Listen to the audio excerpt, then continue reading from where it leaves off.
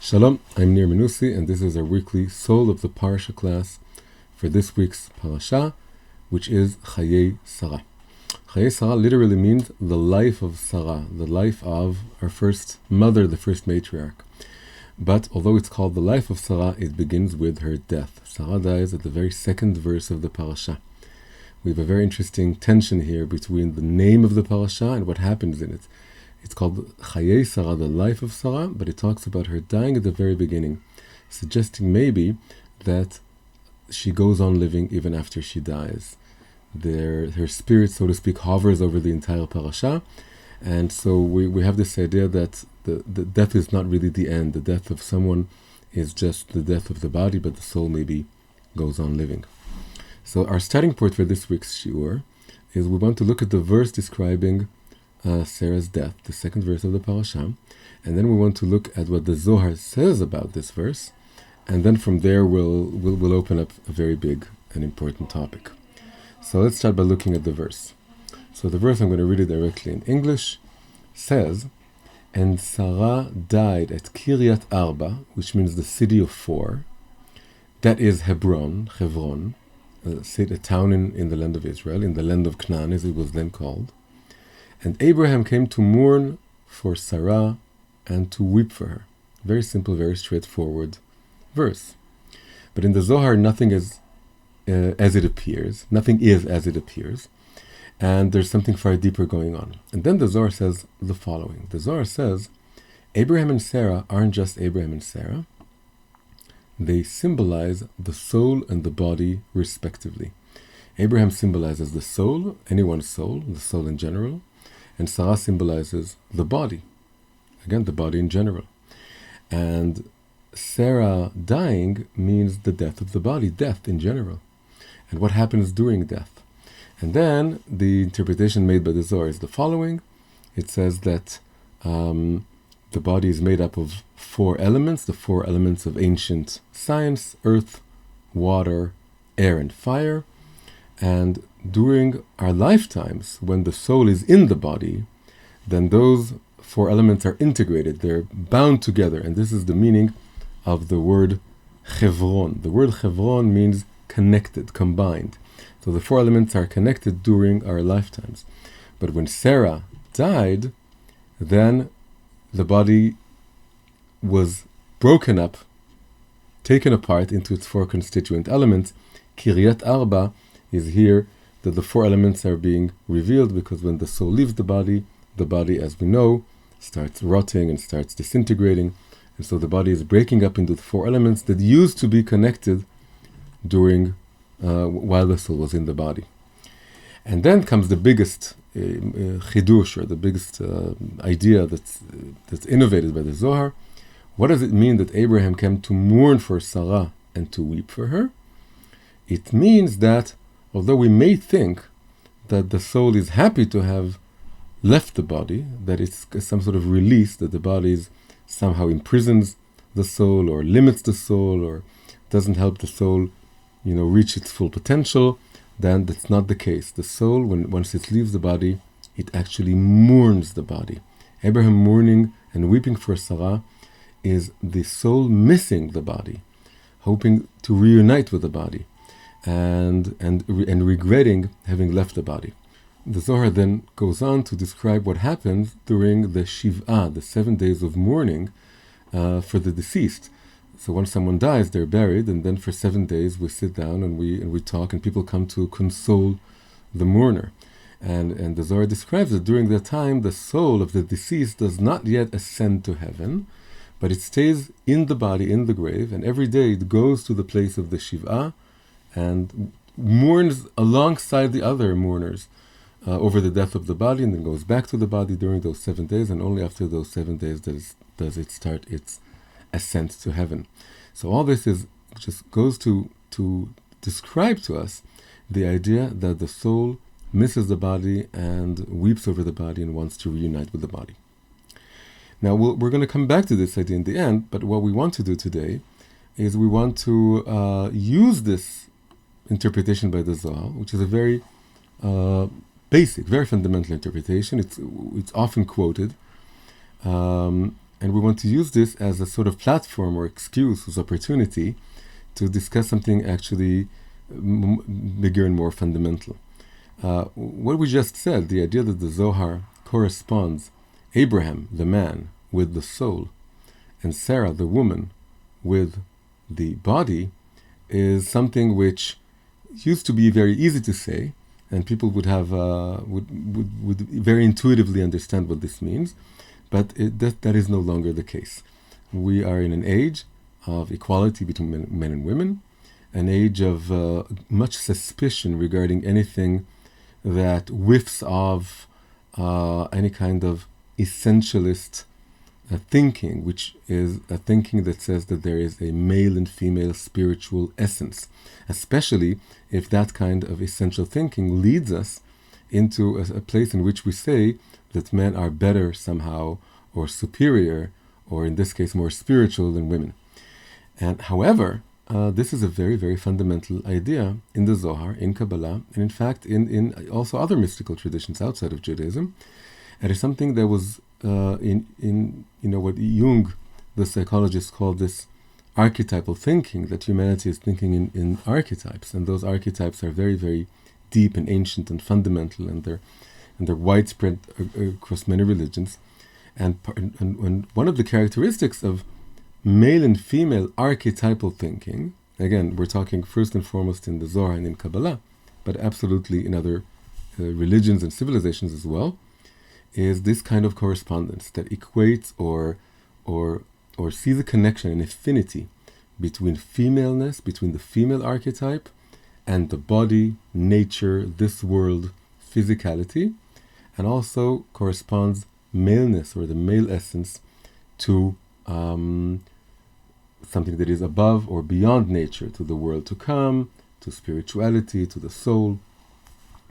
Now, to say that this idea, this kind of correspondence, is today politically incorrect would be a massive understatement. It's not just politically incorrect, it's something that is considered so offensive and so, to some people, ludicrous, and to some people just plain patriarchal, that it's something that is not only can hardly be said in modern educated circles, but it can almost not be thought. It's unthinkable to say those ideas.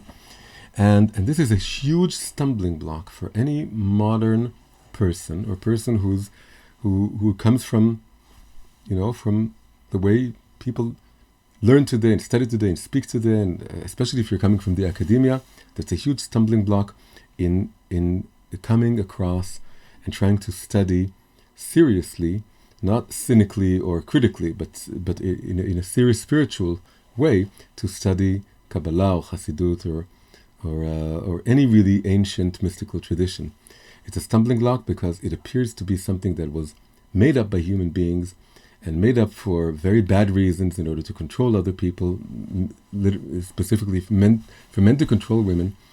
And then what happens for many people is that they open up those books and they see ideas like the one we just said in our parasha, and then they say, well, I can't go on reading this because this has been disproven, we've evolved beyond this, and it's irrelevant for today. And then they just shut the book down and they move on. And then really this whole universe of ideas that come from Kabbalah and Hasidut is just being closed up. So many people, it's okay for them, and especially people are traditional, and it's very intuitive for them, but for others it's not. And for me personally, being a Baal Tshuva, returnee to Judaism, who grew up in the modern secular world, Western world, went to the university, was very feminist, and so on, opening up those texts was immediately something that put me off, and was a big challenge to try and sort of take it apart, diffuse this bomb, and see how I can still study it. And it is my conviction, and anyone who studies Kabbalah and Hasidut, that these ideas, although they've fallen out of favor, are still very much relevant for today. They're very much relevant in order to deeply understand ourselves and our society and relationships and so on. And so what we want to do today is to try and sort of, like I said, diffuse this bomb and try and remove this stumbling block. And I'm calling this class Reconstructing gender essence. And what I mean by this is that what the academic world did to the notion of gender essence was something called deconstruction. They said, well, you think it's an essence, you think it's something natural, you think it's something eternal, you think it's something that's objective. No, it isn't. It's just a social construct. It was made up by a particular society, a particular group of people, i.e., men, in order to control women, in order to subjugate women, and it's a social construct, and it differs from society to society. And you show this by deconstructing it. You show that everything we think we know about femininity and masculinity, we should deconstruct it, and then we see that there's no construct there at all. So if something was deconstructed, and we feel that it may still have some truth to it, but what we want to do now is to reconstruct it. And reconstructing something after it was deconstructed is different than believing it naively or uncritically before the deconstruction. A reconstruction means we're listening to the deconstructionists, we're listening to the criticism, we're seeing the truth of the criticism, but we don't want to stop there. We want to go one step beyond that, and we want to say, well, that's a good point. These are very good points that you're making, but I still think that there is, the ancients weren't talking nonsense, and they weren't so stupid as you think, and the fact that these archetypes are very, very solid and very widespread and very, they resonate with so many people, and they have resonated and still resonate with so many people, means there has to be something to them. We just have to work carefully to reconstruct or look again at those ideas, but this time also taking into account the new criticism. Okay, so that's what we want to do today, and then in the end we'll go back to the idea from the Zohar and hopefully understand it in a deeper way. So how do we go about this kind of reconstruction? So the first step we have to do really is to try and give a fair case to the critics. We want to present their case as fairly as possible, and I'm going to try and break it up into four major arguments, four major claims being made that try to disprove or disrepute the idea of essentialism, and specifically gender essentialism. So I think the first point of criticism would be something like, who said that there are essences? How do you know that there is an essence? It's not something empirical. It's a concept. It's an abstraction. And this is really an argument against the ancient idea of the Platonic world of ideas. Right? Plato, Greek philosopher, said that beyond this world there is another spiritual world, which is the world of ideas or forms. And this is where concepts live. Concepts aren't just a human abstraction. When we see that there are animals, but the animals belong to a species, and that general species, although we can't put our finger on it because it's made up of different particular organisms, that species, that concept, the fact that we can give it a word, the fact that we can think about it, that's a Platonic idea. It's there in the world of ideas. There's an idea for a cat, there's an idea for a dog, there's a broader idea for a mammal, there's a broader idea for a vertebrate, and there's also a concept for good and evil, for human versus animal. All these concepts are distinct and discrete, and they exist in the world of ideas. But then modern science is very critical of this, and it's looking at the world not through this conceptual lens, but empirically. And empirically, you only see, particular beings and entities, and then there is a kind of suspicion regarding any kind of spiritual, metaphysical claim to be made. So the first critique of the deconstructionists, of the anti-essentialists, is that I don't see any essence. I see men and women, and they're very different from one another. Well, I can see some things they have in common. All men have in common, all women, but that's really insignificant. And ultimately, you have particular people, and any kind of talk of essence is something that I find highly suspicious, and it's something hard to prove. You can't point to it, you can't see it, and so on. First point. Second point is the notions of femininity and masculinity differ from culture to culture and from period of time to period of time. There's variance. And it was once considered an essential truth regarding the feminine essence that women cannot be court judges, or cannot be doctors, or cannot be teachers even. And today this is evidently not true. And women are judges and Supreme Court judges, and women are doctors and very successful doctors and surgeons, and women are obviously teachers and all this. So there goes your essence, say those critics, because the status of women has progressed, and women we are now are just as capable and intelligent than men, and so on. So any kind of characterization you made before is now irrelevant. Also, you have some cultures in which you see the gender roles are slightly and sometimes radically different than the society we're used to seeing. So this is the second argument. If you have variance over time and over cultural space, that disproves the idea of a consistent, constant male-female essence. Third claim is that there is almost always, when talking about gender essentialism, a kind of hierarchy. And the case that we just showed from the Zohar appears to absolutely go along with this. If we're saying that maleness or masculinity somehow is more connected to spirit or to soul, spirituality, and femininity is more connected to nature, the body, physicality, then you can't get more hierarchical than this, because the body is transient and just physical and material, and the soul is eternal and internal, and it's everlasting and it's deeper, and all our consciousness and all who we are is the soul, not the body. And there's such a hierarchy there. The soul is obviously superior to the body. So this kind of hierarchy, A, we don't agree with it, and B, we reject it. We don't want it. We think it ends up subjugating women and devaluing women, and we want nothing of those hierarchies. Now we want equality. So that's the third claim or argument made, that this kind of hierarchy is unacceptable, basically. All very good claims, very good arguments. Fourth and final argument is that all these kinds of essences and ideas and hierarchies, they come from, this is one interpretation of the world, very common among postmodern thinkers, is that ultimately it all comes from power. There is someone who's more powerful who wants to exercise their power. And then they make up metaphysics in order to justify an existing or something that you want to have, a power scheme. And in this case, we have men being more powerful, ruling society, governing society. They want to govern women.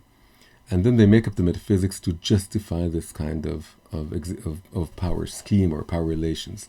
And then they flatter themselves by saying that they are spiritual and higher and superior, and women are inferior, and then it helps them maintain the power relations that they have.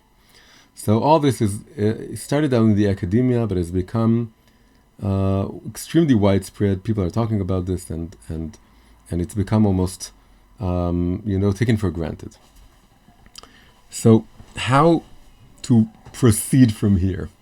How do we take all this, listen to all this, and try and like I said, say, okay, there's some truth to this, but we want to try and reconstruct or reclaim the idea of gender essence.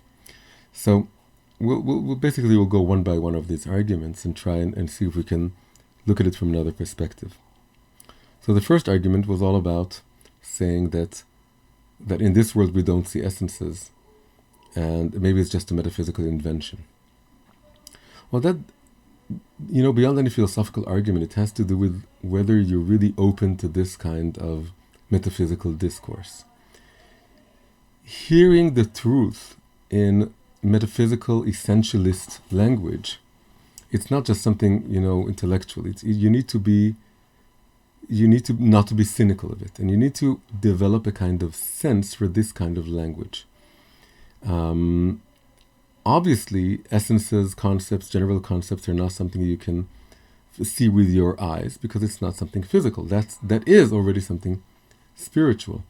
you need to sort of squint your eyes a little bit, not see the details of this reality, in order to get a feel and also marvel, not just get a feel, but marvel at the incredible fact that human beings, we're talking now about gender essentialism, are divided into male and female sexes, and not just human species, almost all of biological species, and that this is an incredible fact of nature. It's not just, a biological solution for having a greater genetic diversity or a recombination of genes or whatever. That's also true, but there's something more marvelous or wondrous that's going on here.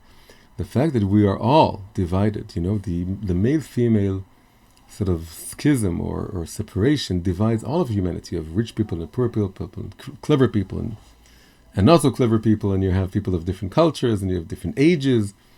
But there's one sort of line that crosses all these different lines, and you can put all humanity on either side of it, except for very, very rare genetic cases, and that would be the male-female distinction.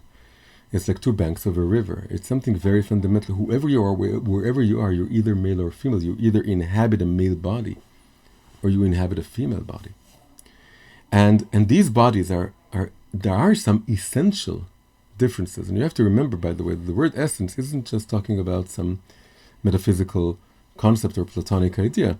When we talk about, in philosophy, there's a distinction between an essential property and an accidental property. So, for example, my sweater is made of wool and it's blue. But it's two very different properties, because the fact that it's made of wool is an essential property of sweaters. All sweaters are made of wool. But and if there happens to be one that's made of something else, and it's still called a sweater, that would be the exception to the rule, because basically sweaters are wool. On the other hand, the fact that it's blue, that's an accidental property of the sweater, because sweaters come in all colors. And a chair having 3 legs or 4 legs, that is an accidental property. But the fact that you can sit on it, that's an essential property. All chairs must have the property of being able to sit in them, otherwise it wouldn't be a chair. So essential means something that is part of the basic core of something's being, that you can't separate the two, that it's part and parcel of what it is. So when you look at the male and female bodies, our souls and our psyches, they're different, but if you look at the bodies, including the brains, that leads us into the more psychological or internal world, then there are essential differences. You don't need to believe in essences to see that there are essential differences. So we have the XY versus XX chromosomes, but there are all the things coming out of this, and the most major anatomical difference would be that there are different genitalia. And women have wombs, and women carry the fetus inside their wombs, and they carry the load of the pregnancy. They have the monthly period that goes along with this, that enables this. And men don't have this. And the fact and of course there are many other differences. There are hormonal differences, and there are differences in size and body and muscle mass and all this. It's always a spectrum. There's always weaker men and stronger women, and women who are more effeminate, and men who are more effeminate, and women who are maybe more masculine in some ways. But this spectrum does not negate the fact that there's also a binary, a very deep, very real, very simple binary, at least on the physical, anatomical, genetic, hormonal level. And that is something that, we are made up of a lot of different parts, but the fact that holistically speaking, we all exist within bodies, and those bodies have that binary distinction, separation between them, means that you can see. It just means, like I said, squinting your eyes, taking away some of the details and looking at these general concepts that come about, and then you're able to make a generalization, and that generalization is really start seeing in your eyes or grasping the truth of that general essence. So again, you have to get a feel for this, and you have to appreciate this, and to say, well, there are exceptions to the rule, and there are different people and all this. Yeah, this has to do with the details and with the particulars. But if you want to look at the general concept, then you're able to really see this and appreciate this. And again, like I said, marvel at this. The fact that there are major differences, and they're very, very real. And you require a very high level of alienation from the body to disregard those very major differences. It's very different to live in a body which may someday contain within it another body of a human being and give birth to that body, than inhabit a body that will never have this, that does not have this potential. It's very different existential modes of existence. And so here we're able to say, what we did here just now is to come from the perspective of the modern world, which doesn't see essences, doesn't believe in essences, and then to say, well, it's, again, squint your eyes, look at the broad differences, and you can really see, you can feel that there is something deeper and more fundamental that gives us the beginning of a concept of what femininity or masculinity are, and despite the fact that there's a multitude of men and women and particulars in this world. So that's the first point. And we haven't gotten to how does this go with identifying maleness with soul and or masculinity or femininity with body, but we'll get there in a minute. The second argument was that there is a variance over time and over cultural space. Well, again, this requires a little bit more looking into this. Yes, there are differences between cultures, but there are also some things that don't change. So if you look at the things that change, that's accidental, or that has to do with a particular case. But some things never change, and the biology never changes, for example. And the fact that women are the ones that give birth to children never changes, because that's not a social construct. It can't be a social construct. And also there are many things that come out of this. For example, that women are more involved in child care and in child rearing. And this is, again, universal, or at least as universal as you can get, because there would always be some tribe somewhere that may fundamentally try and change things. But generally speaking, and again, we're talking about generalizations, and a generalization doesn't mean that each and every case follows every particular of the general rule. It just means that it's generally true. There may be some cases in which some things of it may not be true, but it doesn't mean that generalization falls. It just means that there's a gap between the generalization and particular cases. So, yes, some things change over cultural space, but some things don't. And that's the key to finding the essence. And another thing is that when you see the evolution over time, the progression in the status of women's liberation movement, women are now being able to vote and learn and work in anything they wish, and we can definitely see a major change here. It also doesn't necessarily take away the idea that there is a gender essence.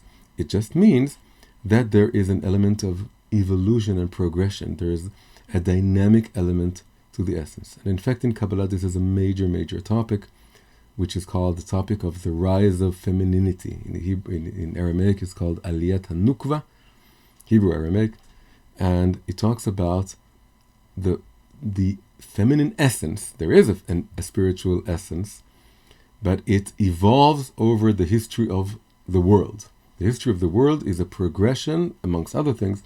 It's a progression and evolution and a rise in the revelation of the essence of femininity. It's still different from the essence of masculinity. It's a different mode of being. It's a different energy. It's a different light. But it changes over time, and the more history progresses, the more equal they become. This was said in Kabbalah in the 16th century. It's not an apologetic answer to feminism. It's something that came before, and that talks about the rise of the feminine essence, reaching a state of equality with the male essence, but still being very, very different, and also different by virtue of the fact that it's much more dynamic in nature. So again, this doesn't take apart necessarily the idea of there being a male and female essence. Now we're getting to the third point, and that's really going to be the major point we want to talk about. The fourth one, I'm going to say from now that it's so cynical. There's something so cynical about the fourth argument. The fourth argument was that it's all just one big power play, and all the essences and all the concepts, it was just, one group trying to control another group, and all metaphysics are an invention of this. This is so cynical and radical in the sense that it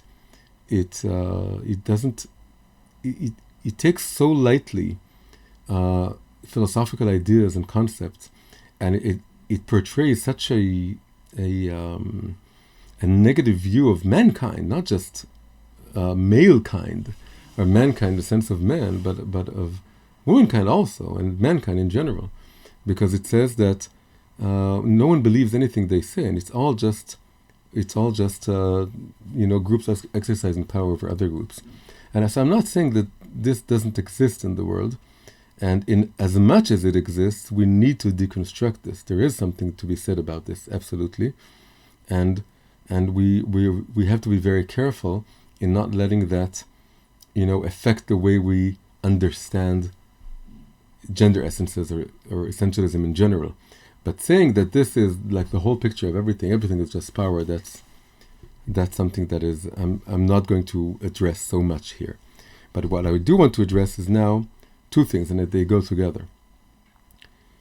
Again, the Zohar said, and the major characterization that we want to try and understand, or open our minds to this here, is this correspondence between masculinity and spirituality or soul, and femininity and the body. And this seems to be inherently hierarchical. So there's really two steps to be made here. The first step is, can this idea have some validity? Can we still see this as true in some way, and therefore see and here's a truth in the Zohar and in all of these characterizations? And then the second question would be, so what do you do with the apparent inherent hierarchy of this? So let's just look at, but we'll start with the first step. So let's look at this equation, or it's not really an equation, but it's this correspondence, like I said, being made between these two binary systems, body, soul, and female, male. So we'll start off with something very simple. Obviously, every man and every woman has both body and soul. So clearly, what we're not saying here, or what the Zohar is absolutely not saying, is that the men are souls and women are bodies, or when men are spiritual and women are not, they're only physical and so on. This obviously is not the case, because we all have bodies and we all have souls. It means something else. It must mean that there is a stronger somehow affinity or connection between what we understand as maleness and between what we see as soul, and similarly for female and body. And I think this can be argued for.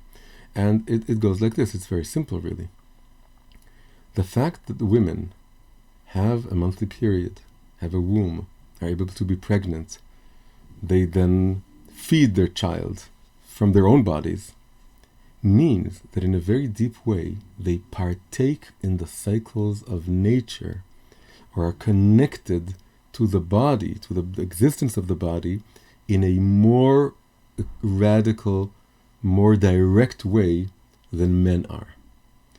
And this isn't this has nothing to do with a particular man or a particular woman, or even with the fact that some women may never have children, or because they can't, or because they don't marry to for some reason.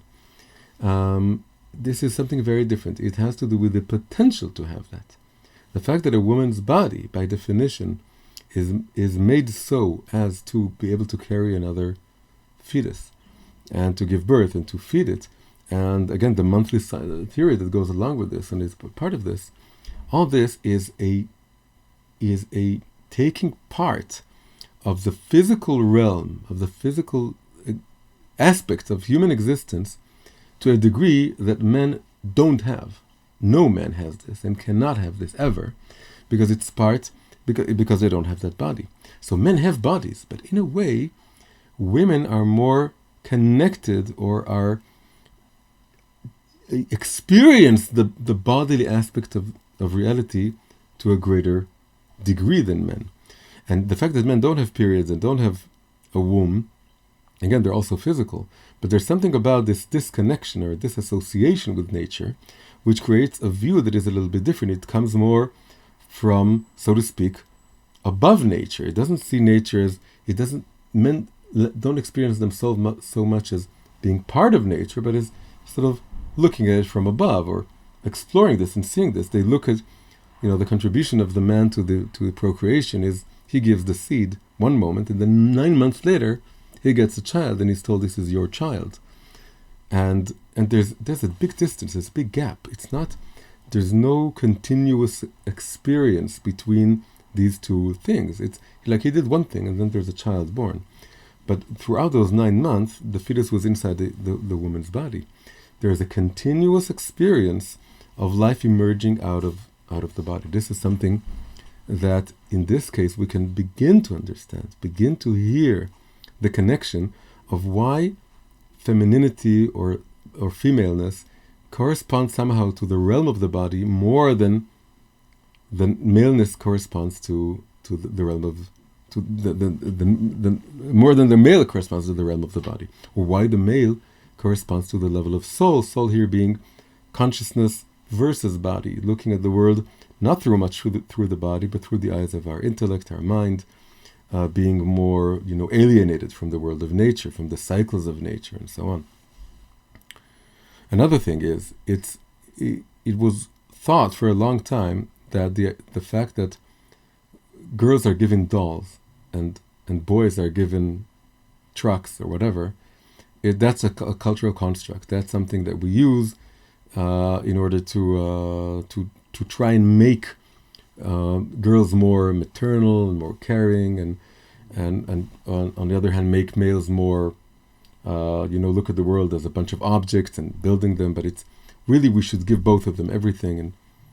But it has since been disproven by an experiment, or several experiments really, that shown that there is an attraction, not just for human babies, but also for monkey babies, that the monkey girl babies are attracted more to dolls, and the monkey male babies were attracted more to trucks and inanimate objects. And the reason is, and there are evolutionary explanations for this and biological explanations, is that the fact that women, it has to do with what we said before, the fact that women give birth to children, then take care of children, goes along with having a greater affinity to another face. The doll is really just another face. And that's what attracts the girl. And it's something very innate because women have to take care of the infants, the children. Whereas men, who need to hunt and need to protect, they're more attracted to seeing the world as an object and as something to be manipulated. And again, this is very much connected with this correspondence between female body or nature and male and something that's above nature. The fact that boys or males see the world more as an object to be manipulated is again is a more alienated perspective from nature. You don't see yourself as part of nature. You don't see yourself reflected in nature. You don't see so much the nature or the other as another person. You see them as a potential enemy. You see reality as something to be changed and manipulated in order to build houses and roads. And whereas the female perspective sees itself as part of nature, and then looks more for cooperation, and looks more for being together as a community, and also being together with nature, with everything. It's a perspective that's more embedded within reality, and sees itself as part of reality, and therefore sees the other as another subject, not as an object. Whereas the male perspective is again looking at more from the outside, seeing the world in a more disconnected or alienated fashion. So these are two ways of trying to get a grasp or a new understanding. Again, we're reconstructing something that used to be very intuitive, but now we're seeing it in a different way. We're seeing that it's not a simplistic equation. Men are spiritual, women are physical, or men are more spiritual than women, or anything like this. It means that there's something about the male perspective which is, so to speak, disconnected from reality in some way, and is looking at it more from a higher perspective, whereas women see themselves more as associated, connected, embedded within nature, within reality, and are looking from this opposite perspective. And the fact that all men and women have both bodies and souls means that there is something called inter-inclusion. Inter-inclusion means that within every two opposites, each one contains an element of the other. And everything in reality is inter-included. And so all men have a feminine perspective and a masculine perspective within them, and all women have both perspectives also. But still, in a very deep way, the fact that men are situated within a male body, and the fact that women are situated or inhabit a female body, means that on a very deep sort of energetic level, then these souls, which are inter-included, they both have masculine and feminine aspects to them. All women, to some degree, when connecting to their physicality, can identify more with the female perspective, and have a greater affinity, existential affinity to the female perspective, whereas all men who are also inter-included souls with all elements within them, once they're situated in a male body, they have a stronger affinity to seeing the world from a male perspective. And again, it's an existential affinity.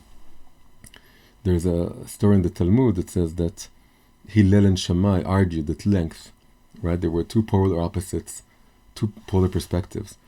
And they would argue, and then a bat kol, an echo, a divine echo, and a prophetic echo came out and said, Elu ve'elu divrei Elokim chayim.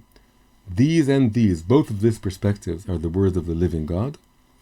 V'halacha kebet Hillel, but the law should be decided according to the view of Hillel.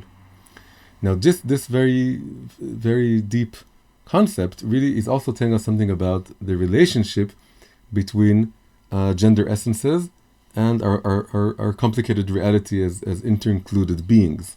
It says that on a spiritual level, Elu ve'elu divrei Elokim chayim, these and these are the words of the living God, both Hillel and Shammai are true, corresponds to the level to our subjective world. Within me, I have a male perspective and a female perspective. I have both. I'm inter-included. I'm made out of both, and the brain is a mosaic of female and male properties or elements, and so that on this level, it's elu ve'elu, these and these. I have both, but then all this subjective world inhabits a body that's not both male and female. It's either male or female. And the fact, and on this level, it's halacha kebet Hillel, means we have to decide it's either Hillel or Shammai. We can't have both. So, again, there's these two levels. One of them is a complex level in which I have both the male and female parts within me. And the other is that ultimately I inhabit either a male body or a female body. And in this level, this is where the essentialism becomes important, because it means that I have a stronger affinity to one part of me rather than to the other part of me. Maybe in my next life or in the previous life, I will inhabit a female body, but not right now. That's not the case. And okay, so what we're saying here is that we tried in several ways to look again, or look in a new light, in a new way, and try and make it, understandable or somehow graspable, this ancient concept from the Zohar and from mysticism, that maleness has to do with spirituality or with the soul, whereas femaleness or femininity has to do with physicality and the body. And also take into account the fact that everyone has both body and soul. And also when we're talking about a mosaic within, in our subjective world, that we're all made up of, we're inter-included, we have both male and female parts, that also means that every individual is a unique mosaic. And therefore you can have some women for whom the male elements are stronger, and some men for whom the feminine elements are stronger. That's how a mosaic works. It's a very different combination and balance between all these properties. But all of these mosaics, all of these different personality types, and the very different women, and women who aren't stereotypical women, and men who aren't stereotypical men, Baruch Hashem, thank God, we don't want stereotypes. We want to read people. And people have to be very complex and interesting and different and unique. But all of these unique mosaics, they all inhabit either a male body or a female body. And those bodies are also very different. But on a very fundamental level, all men have something in common and all women have something in common. So these things coexist. The fact that you can look at the particulars and particular people and don't see any essence, that's something very real. But you also need to be able to look at the other level and see the generalization, see the different bodies and their genetic and hormonal and anatomical makeup, and see that there are essences here that are present and they exist, and they're true for each and every man and for each and every woman, but in a different degree, in a different sense. So all of us are elu ve'elu, divrei Elokim Chaim. We have both properties, but all of us also inhabit a body that's either Hillel or Shammai, either male or female, and only when we put this together can we understand really human nature. One of the things said by the anti-essentialists, the deconstructionists, is that the gender binary is an illusion, that it's not true. It's not true.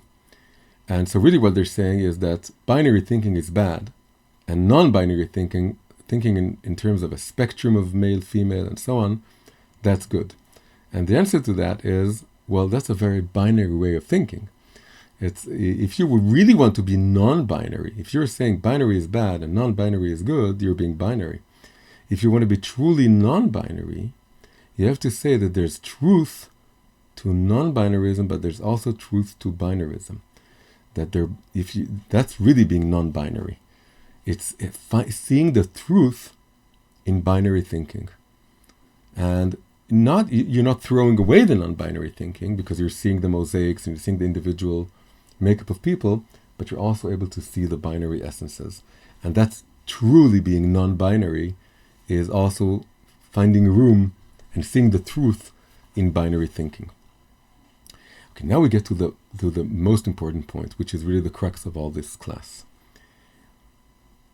Okay, you can say, we can see that there is an affinity, a connection between femininity and the body and maleness and the soul, but this is deeply, awfully hierarchical. And it seems to suggest that one sex is superior, one gender is superior to the other gender, and that could lead to one gender ruling over the other gender, controlling them, and so on. But this is where the deepest part comes in. We started by saying that it's a chidush, it's a novelty. It doesn't go without saying that Abraham mourns for the body. Abraham mourns for Sarah means it doesn't see the body as a kind of punishment or something that inhibits it or constrains it, and then it's just waiting to escape it. It wants to rule over it. That's not the thing. If the soul mourns and weeps over the body and misses the body and longs for the body, and it's not in order to control it, but because it's its partner in life, it means that there is a sense in which there's also an opposite hierarchy. There is a hierarchy that we can say that the soul is superior to the body. That hierarchy exists, no question about it. But there's also a reverse hierarchy. The reverse hierarchy being that the soul learns from the body. The soul is indebted to the body. The soul is helpless without the body. The soul needs the body to learn. And in fact, very specifically about Avraham and Sarah, it was said in the previous parasha that God told Avraham, everything Sarah tells you, heed her voice. Listen to what she tells you, because the Jewish sages explain, she is the superior prophet. She has the higher prophecy. You're less of a prophet than she is. And therefore, when she tells you to do something, when she tells you, I prophetically see that this is the truth, you must heed her voice and listen to what she's telling you. And so this concept reverses the hierarchy. We have one hierarchy, but then we have another opposite hierarchy. And what I want to say now is that Judaism differs from many, maybe most other religions and metaphysical systems in the sense that it has a very different perspective on the relationship between body and soul. And what differs is that there are really these complementary hierarchies, and they balance each other out. And not only do they balance each other out, but we can say that they create what I call a deep equality. What is a superficial equality? Superficial equality is saying nobody is better than anyone else, and therefore we're all equal. And you must never ever say that A is superior to B or B is superior to A, because that would lead to inequality. So just never think in hierarchical terms even. Just say that everyone is equal. Only think in horizontal terms, not in vertical, hierarchical terms. So I call this superficial equality. Why? Because in this kind of equality, nobody can learn from anyone else. Because no one is better than anyone else, or at least we can't acknowledge the fact that anyone is better in anything than anyone else, because they're all equal. But there's also something that I call deep equality. Deep or complex equality, we can say, is made up or is born out of two complementary and contradicting sets of hierarchies. We need two hierarchies, one in which A is superior to B and one in which B is superior to A. And they're both real because A is better in some things, or A by nature sees something that B doesn't, and B by nature sees something that A doesn't. And then we have two opposite hierarchies, one in which A is above B and one in which B is above A. And so that's very hierarchical. Now we have two hierarchies, not just one. But when we put them together, we come up with a deep, complex equality. But this is a far better equality than the first equality, because in this equality, everyone learns from everyone. B listens to A to learn about A-ness. And A listens to B to learn about B-ness. And A doesn't know B-ness as well as B, and B doesn't know A-ness as well as A. And when we're able to see the superior element of each and every part of the group, then we have hierarchies, but we also these hierarchies lead us to a kind of complex or deep equality. So the fact that Avraham is the soul, the man is the soul, and the woman is the body, the reason we hear a very negative kind of hierarchy and we say, I want nothing to do with this, that's because we're accustomed to thinking, and this comes from Christianity, it exists in Oriental religions, that because the body is transient, because the body has to do with this world, and spirituality, holiness, that has to do with being in the other world, we want to be disembodied souls. Basically, if you think about the monastic, ascetic ideals of most religions, that if you really want to be holy, you don't get married, and you don't have, property, and you just want that, and we want to sit in some monastery somewhere or a nunnery, and just be spiritual. That's an ideal that is otherworldly. It doesn't appreciate this world. But Judaism is very, very different from this. And in Judaism, you have to get married, and you need to have children, and you need to have property.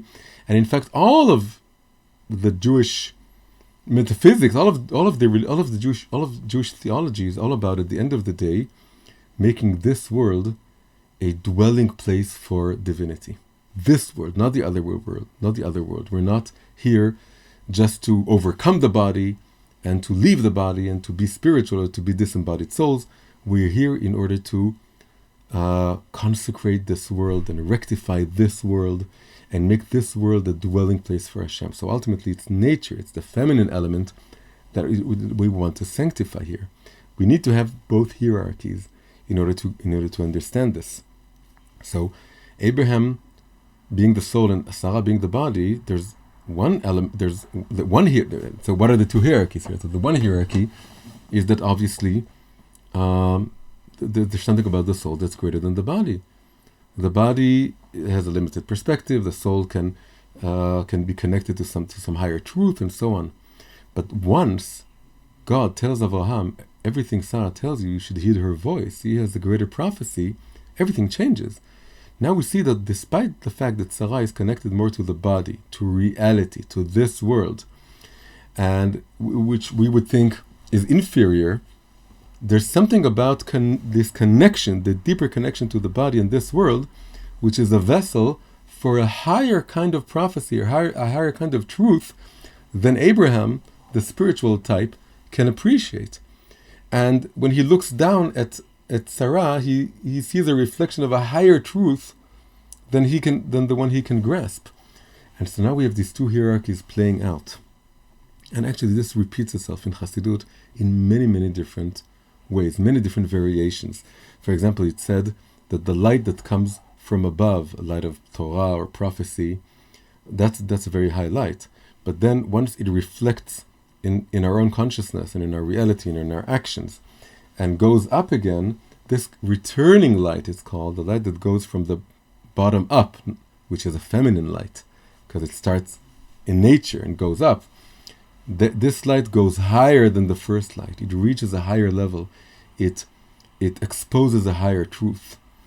And so again, this is a very, very basic motif in Kabbalistic Hasidic thinking. And that really changes everything.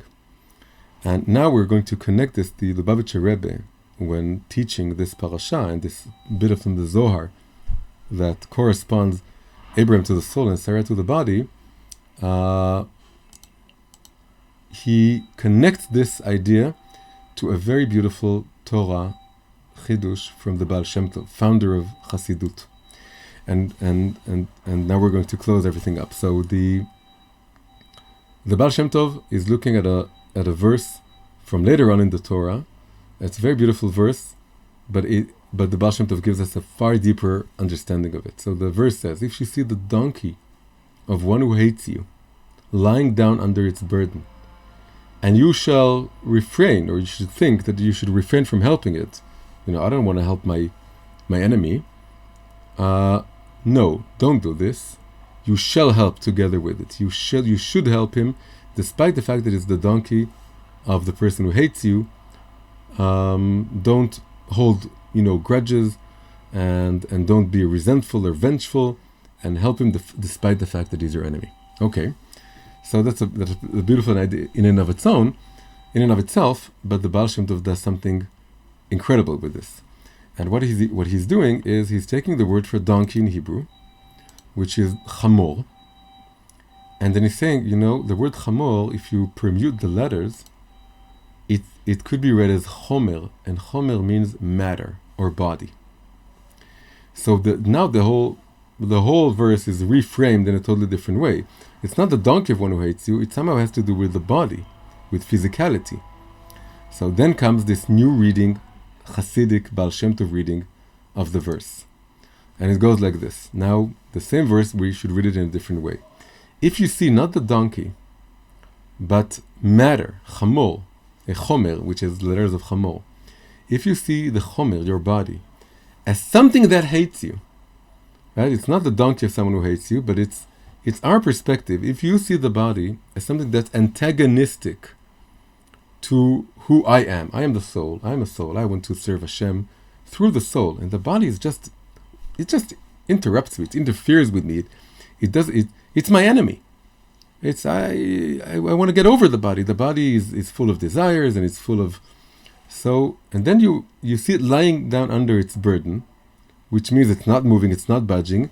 You want to do your religious duty, you want to do the commandments, you want to pray, you want to learn Torah, but the body doesn't move, it doesn't budge, it wants to go in another direction, or it doesn't want to go anywhere. And again, you should think, I now see that we can't see the remainder of the text, but I'm going to move it in a minute. You should refrain from helping it. Then you think, so I need to treat it harshly. Right? If the body is my enemy, and I need to maybe, be a little bit cruel to it. I should treat it harshly. I should look down on my body, and I should tell my body, stop, and don't do this, and don't do that, and I want to be above you. And then the Baal Shem Tov says, and now I'm going to have to move. Oh, here I can do this. Beautiful. Uh, you shall help together with it. Don't think that way, says the verse according to the Baal Shem Tov's reading. Don't think that if your body is pushing you in another direction and telling you something else and is stopping you, don't think you should treat it harshly. Don't see it as your enemy. You shall help together with it. You should be connecting to your body, listening to your body, and then raising it upwards. Because the body holds some truths to it, some very deep spiritual truths to it, that you, as a disembodied soul, you cannot grasp on your own. And it's the fact that we were put souls in bodies wasn't just to test us or for us to control our bodies. That's only having one hierarchy. If you just have the one hierarchy, that the soul is superior to the body, then you could reach a conclusion that the soul has to control the body, subjugate the body is inferior, and then you would also think the same way about men and women. And you would think that the men have to rule over women. But the Baal Shem Tov is creating this revolution here, and he's saying, no, you don't see the opposite hierarchy. You haven't paid attention to the fact that God told Abraham to listen to his wife because his wife has a greater prophetic vision than he can have by virtue of her being more connected to the body, nature, fertility, birth, and so on. There's a truth to the body within each and every one of us that you should help the body raise up. Don't see the body as your enemy. Don't see it as something that you devalue, as something inferior, but see it as something that can also teach you. The body can also teach the soul. And the Alter Rebbe said this. The Alter Rebbe is the first Rebbe of Chabad, of Hasidut Chabad. He said something incredible. He said that we usually think about the soul as giving sustenance to the body, right? That the body needs the soul to exist. Otherwise, it, like we saw in the Zohar, it breaks up into its parts and it's not integrated anymore, and so on.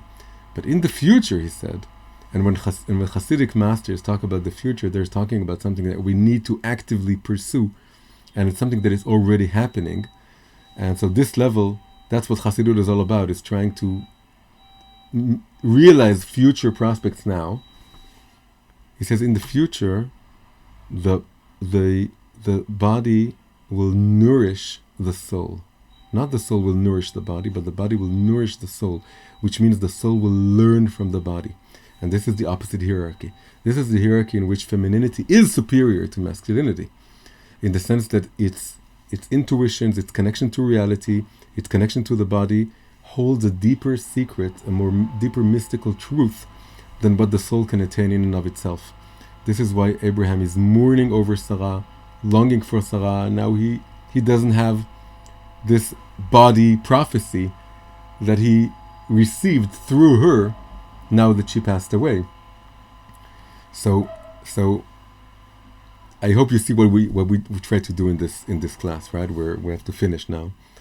And what I really try to do is take this idea from the Zohar that is, like I said, a big stumbling block for people. They say, well, I can go on reading this because if you say that masculinity equals or is equated with spirituality and femininity is equated with physicality, that's so patriarchal, I can't even listen to this. But we try to see, that there is a truth to this correspondence. This is reconstructing gender essentialism. And also that this truth isn't a negative one, because it's not just a plain, straightforward hierarchy of soul superior to body. There are really two levels, two dimensions to this story. There is a level in which the soul is superior to the body, and in which Sarah learns and follows Abraham. But there is another hierarchy, an opposite, complementary hierarchy of everything Sarah tells you, listen to her voice. Shma bekola. If you take the words Shma bekola, listen to her voice, heed her voice in Hebrew, and you do the gematria, the numerical value of just these two words, Shma bekola, it has the same numerical value as the word metziut. Metziut is reality. The voice of reality, which women are stronger at hearing and conveying, and that's a higher prophecy. It reflects a higher truth, a higher prophecy than the prophecy that Abraham, who's not so much connected to Metziut, to reality, can attain. So this correspondence made by the Zohar can be seen as valid, and not only can it be seen as valid, but it's not as bad as you think. In fact, it's very, very beautiful. It means that there are two complementary perspectives, one in which the feminine learns from the masculine, and one in which the masculine learns from the feminine. And this is really what was stressed in this bit from the Zohar. The soul mourns the body because it got everything it has from the body, or it was able to evolve and to advance and to grow by virtue of being within a body. And really, we need both. We need men and women, and they are absolutely equal, but it's a deep equality, a complex equality, which is made up by these two contradictory and complementary truths: the truth of male superiority and the truth of female superiority. And together that creates the true, real equality between femininity and masculinity. So this was our class for this week, and I wish you all Shabbat Shalom, and I'll see you next week.